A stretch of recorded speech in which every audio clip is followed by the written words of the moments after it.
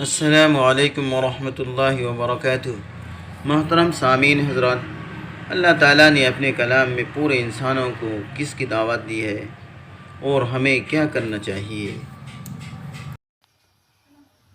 میرے دوستو، کسی باپ نے اپنے بیٹے کو انجینئر بنانا ہوتا ہے تو وہ اس سے انجینئرنگ کے قصے سناتا ہے۔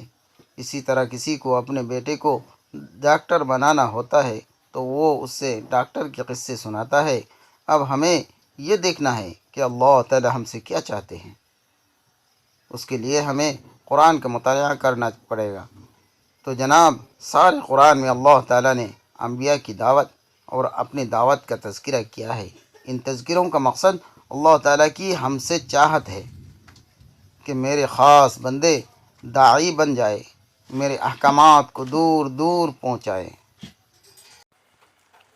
سورہ بقرہ میں اللہ تعالیٰ نے یہودیوں کو دعوت دی۔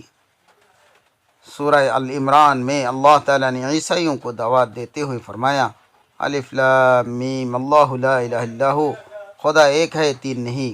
اس کے بعد سورہ مائدہ اور سورۃ النساء ہے، اس میں اللہ تعالیٰ نے قبائل عرب کو دعوت دی۔ اس کے بعد سورۃ الانعام میں ہے، اس میں اللہ تعالیٰ نے مجوسیوں کو دعوت دی۔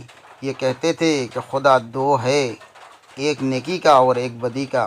اللہ تعالیٰ نے فرمایا، الحمدللہ الذی خلق السماوات۔ اس کے بعد سورۃ الاعراف ہے، جس میں اللہ تعالیٰ نے اقوام عالم کو دعوت دی ہے کہ اے پورے دنیا کے انسانوں، میں تمہیں اپنے طرف بلاتا ہوں۔ اس کے بعد سورۃ الانفال ہے، اس میں اللہ تعالیٰ نے دعوت کی 14 اصول بتائے، دعوت بھی دی، اصول بھی بتائے۔ اس کے بعد سورۃ التوبہ ہے، اس میں اللہ تعالیٰ نے اعلان جنگ کیا ہے، یا میرے دعوات کو مانو یا پھر اعلان جنگ کے لیے تیار ہو جاؤ۔ غرض کہاں تک بندہ بیان کرے، خلاصہ کلام یہ ہے کہ پورا قرآن دعوت ہے۔